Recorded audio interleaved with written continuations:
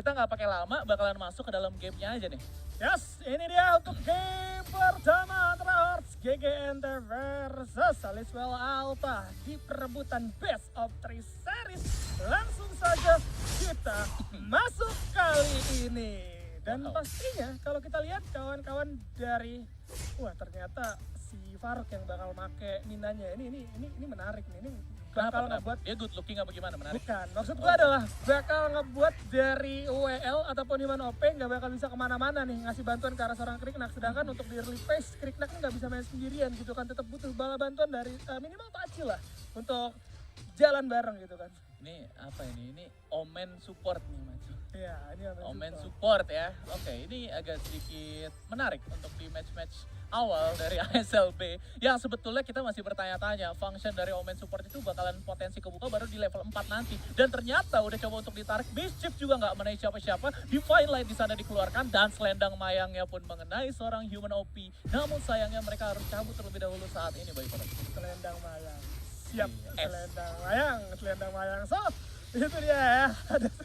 Saya jadi kepikiran bener kenapa jadi selendang mayang Anda nyebutnya. Dan ini kawan-kawan dari Aliswell Alta sih emang harus terus bermain agresif ya. Walaupun tadi udah kelihatan beberapa inisiasi masuk ke arah mid lane, tapi mereka masih banyak banget keraguan gitu kan. Dan ternyata sudah ada Abyssal Dragon kali ini yang siap untuk diperebutkan. Tapi early phase ternyata Hearts GGNT kali ini yang bakal coba melakukan zoning terlebih dahulu. Udah ada Jester juga yang siap maju, tapi udah ada yang namanya Mumpole bakal coba dibuka terlebih dahulu. Dan ternyata bisa menyangkut karena 3 orang sekaligus dan di arah belakang harus coba dibuka Echot melarikan diri. Masih bisa dengan Kuneblis, tapi nampaknya Flava dan Human OP menjadi tumbal.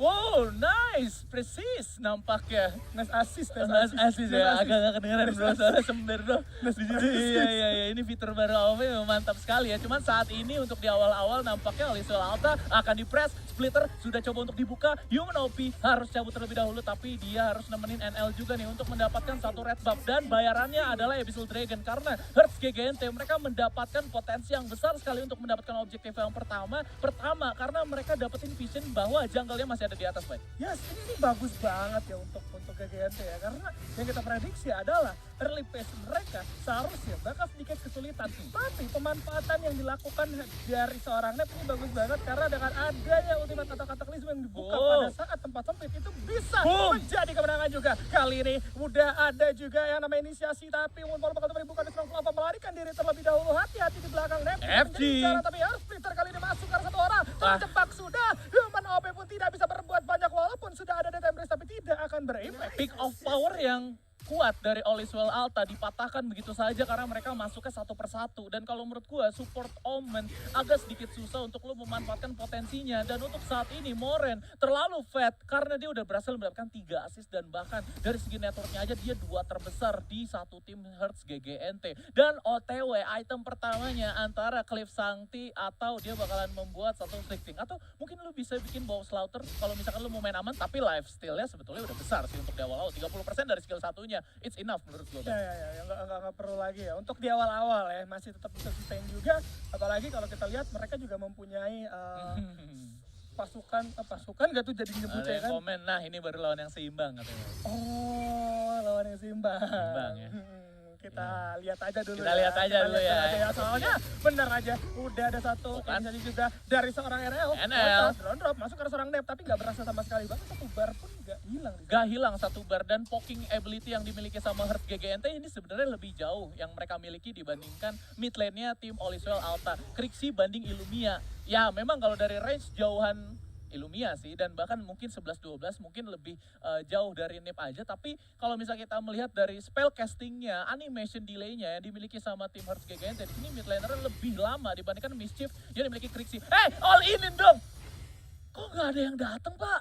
Padahal tadi ngelihat ya, ngelihat dari seorang Nep ya. Tadi gue pikir juga mereka bakal langsung niat, mungkin ragu-ragu takut di belakang Nep ini ada orang, maka dari itu mereka bermain hati-hati, tapi terlalu berhati-hati juga menurut gua nggak bagus. Malah sekarang ini saja bakal berlakukan terlebih dahulu, udah loncat bahkan dari seorang FG, udah ada dokumen yang bakal dibuka, kata kali coba karena 2 sekaligus Death Embrace mengenai satu orang, dan Splitternya kali ini masuk karena 2 sekaligus dibalas dengan penggunaan satu Cliff Breaker, dan ternyata dari Faruk Jempet menjadi incaran utama, harus tumbang kali ini. Sayang sekali masih bisa dilepaskan nampaknya ya. masih bisa dilepaskan. Ini dia potensi early kill yang harusnya diamankan sama Oliswell Alta, nampaknya dipatahkan lagi dan lagi. Trapping yang dilakukan sama mereka, 3 player di bagian bus di sana nampaknya nggak mendapatkan apa-apa, dan bahkan mereka saat ini justru kehilangan satu winning condition karena early game yang harusnya mereka lead lumayan jauh saat ini malah masuk ke tim Hearts GGNT. Lu lihat Jester dengan Earthshatter ya Pak, itu Earthshatter Ya, stun, lu stun. ngeganti iniannya ya, lu ngeganti apa, jadi CC itu benar-benar impactful banget karena lu bisa punya 2 CC dalam satu hero yang sama, dan ternyata Moonfall digunakan with nothing. Jadi Jester sih benar-benar kerasa banget impactnya.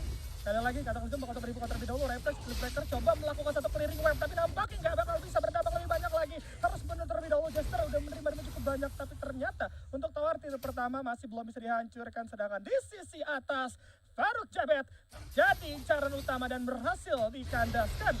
Untuk yang kedua kalinya kali ini, kalau misalkan yang tadi pada saat team fight, kalau untuk saat ini ketika mereka menukar satu hero dengan satu Abyssal yang kita tahu dari segi objektivitas sangat baik sekali saat ini diamankan oleh tim Hearts GGNT 2-1, dan bahkan mereka berpotensi bisa mengamankan Dark Slayer yang kedua di game kali ini di sebelum menit ke-8. Dan kalau misalkan kita melihat juga dari winning condition, sebetulnya di late game masih kuat nggak sih tim Oliswell untuk ngelawan atau bahkan ya menyeimbangkan kayak kondisi mereka? Sebetulnya bisa-bisa aja. Karena menurut gue sendiri, Flava, WL, dan bahkan Echot di sini punya impact yang besar banget di bagian late game. Yang penting gimana caranya mereka memanfaatkan mid game-nya aja. Dan ternyata Jester ketahuan, Rampage masuk menuju ke bagian belakang. Dan ternyata udah ada satu Earth Splitter, udah ada Ultimate Cataclysm juga dibuka. Tapi ternyata Jester masih tetap kekeh untuk mau masuk menuju ke bagian lebih dalam. FG berhasil mendapatkan tower merah di sana di bagian bottom lane. Dan Echot pun harus pulang terlebih dahulu karena Keito datang sangat tepat waktu kali ini, Boy Kodok. Yes, untung saja masih bisa mundur juga dari seorang Echot.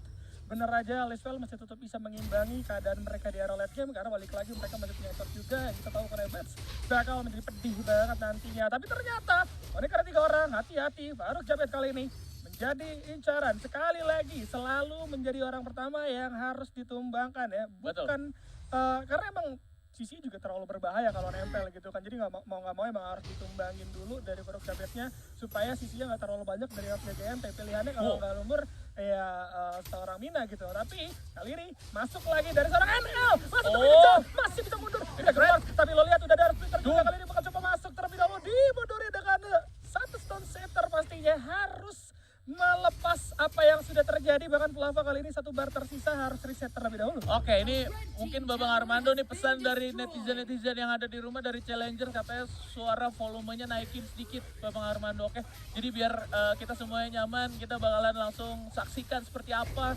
gamenya kali ini. Dan ternyata Infinite Slayer yang pertama berhasil diamankan oleh tim Hearts GGNT tanpa ada perlawanan, dan bahkan FG mencoba untuk mereset terlebih dahulu karena siapa tahu nanti Oliswell ketika dapat notif bahwa dari segi Slayer tadi diambil sama tim Hearts GGNT, dia langsung berpindah menuju ke bagian Dragon di sana. Tapi ternyata di skip gitu aja, Bay. Ya, di skip, nggak mau ngambil. Ini gue juga agak bingung. Mereka coba untuk fokus ke arah jungle sendiri aja. Mungkin dari seorang NL juga belum siap. Dan ini jadi masalah ya. Kalau Oliswell Alta main terlalu lama kayak gini, artinya nggak ada kontes objektif sama sekali. Mereka hanya bisa counterplay. Ini nggak selamanya bagus. Walaupun counterplay beberapa kali emang membuahkan hasil yang cukup bagus. Yep. Tapi kalau objektifnya nggak didapatkan, semakin ke arah late game, DIY atau seorang Toren akan menjadi lebih seram. Tapi di sisi lain kalau kita lihat udah ada perebutan juga ke arah satu set golem kali ini. Tapi nampaknya masih belum bisa diambil. Nep hanya melakukan satu zoning bersama dengan seorang Jester. Sedangkan Holy Dragon berhasil diamankan oleh Hearts GGNT tanpa adanya kontes. Kuat banget, lu bayangin 2 orang aja udah cukup untuk melakukan upaya zone out menuju ke Oliswell Alta saat ini. Dan dari segi network mereka masih tetap ketinggalan. 3.000-an gold itu lumayan jauh kalau menurut gue untuk di menit 9 di game AoV ini. Dan udah ada satu Slayer yang langsung di spawn, gak pakai lama menuju ke bagian bottom lane kali ini. Oliswell Alta mencoba untuk melakukan upaya defense. Satu splitter sudah dibuka, DPS yang lumayan cenut-cenut mengenai seorang Flava dan juga Human OP. Dan ada beberapa slow effect juga yang langsung terkoneksi menuju ke bagian mereka semua. Dan nampaknya untuk di bagian mid lane, WL hanya bisa sendirian mencoba untuk menakis dan juga melakukan upaya counter attack, namun gak bakalan bisa. Ultimate sudah berhasil dibuka, Death Embrace yang melangsungkan satu serangan menuju ke satu player, tapi Sega follow up yang tanpa ada damage sama sekali. Keito Dragon Strike, namun Sega WL harus tumbang. Innalillah, dan Echot dengan penggunaan satu Shuriken Toss dan juga Kunai Blitz di sana berhasil menumbangkan satu player saja, bahkan tidak. Wah, agak terlalu terburu-buru, tapi nampaknya ada kesempatan kali ini. Earthsplitter bakal coba dibuka tapi gak bakal bisa membuat dirinya selamat, harus tumbang dari seorang Jester.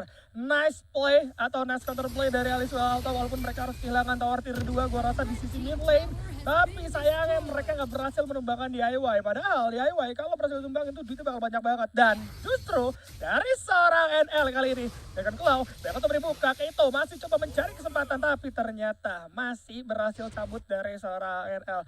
Ada inisiasi yang sedikit memaksakan dari Human OP pada saat menggunakan satu Death Embrace ke arah seorang Jester yang ujung-ujungnya gak berdampak apapun karena yang kena adalah seorang Jester. Sayang banget gitu kan, tadi dicari soalnya tadi kumpul banget Pak. Kumpul banget, dan yang digebukin super juga Pak. Jadi kayak with nothing lo gak mendapatkan apa-apa. Yes. Dan sebetulnya Aliswell Alta di sini mereka masih mendapatkan grip yang lumayan oke. Mereka justru leadnya masih mempertahankan di minus 3000 net worth aja. Ini nggak minus-minus kayak anak-anak kripto sekarang ya, nggak nambah nih portofolio minusnya dari Aliswell Alta untuk saat ini. Jadi mereka masih bisa mempertahankan hal seperti ini tuh lumayan baik, walaupun mereka sebetulnya punya winning condition yang lumayan oke untuk di bagian mid game aja. Late game-nya terlalu banyak dari tim Hearts GGNT. Mereka harus nge-peel satu persatu playernya, dan bahkan player-player yang sering offside kayak FG, Keito. Ini yang harus diamanin sama Aliswell terlebih dahulu, di pick off terlebih dahulu agar mereka bisa mendapatkan 4 lawan 5 kondisi yang baik untuk mereka. Nah itu dia ya, kondisi yang baik itu yang dibutuhkan untuk Aliswell Alta. Karena untuk sekarang sekali lagi objektif mereka terlepas. Gak ada perebutan objektif apapun yang dilakukan oleh Aliswell Alta kecuali satu Infinite Slayer di early game, di early phase. Lepas itu sama sekali gak dapet. Tapi untungnya perbedaan gold emang gak terlalu jauh, hanya 3.000 aja. Tapi perbedaan objektif ini sangat-sangat berasa. Bahkan sekarang Aliswell Alta agak ragu-ragu ya untuk keluar dari jungle-nya sendiri gitu kan. Masalahnya kondisinya untuk saat ini Boyko Hearts GGNT yang berhasil ngamanin beberapa Infinite Slayer itu dapetin buff untuk nge-push terus menerus, dan press di attack yang dilakuin sama tim Hearts GGNT ini selalu dilakukan sama mereka. Dan kalau misalkan dilihat dari segi item yang dimiliki sama Kriknak ya, ternyata ampe dia bikin Omni Arm saking struggle-nya untuk melakukan upaya kill, dan bahkan gak ada murah masa untuk nge-peel dari front lane yang dimiliki dari tim Hearts GGNT. Dan dibukalah satu splitter di sana, Human OP hanya mengenai beberapa DPS saja, dan begitu juga slow effect yang dimiliki oleh seorang Lambert di sana. Namun saat ini Aliswell Alta harus regroup terlebih dahulu, dan FG masih ada Dead Skite yang langsung mengenai seorang Human OP yang sayangnya nggak bisa di follow up karena nggak ada Dark Dominion yang mau dibuka sama si FG. Ya, FG nggak mau terlalu gabah karena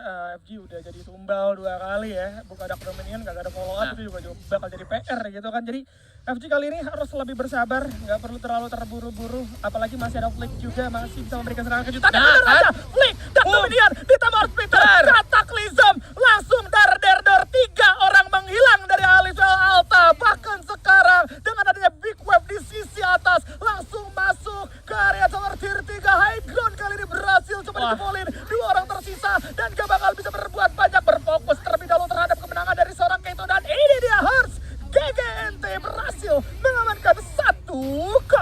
Wow, 1-0 poin sementara untuk tim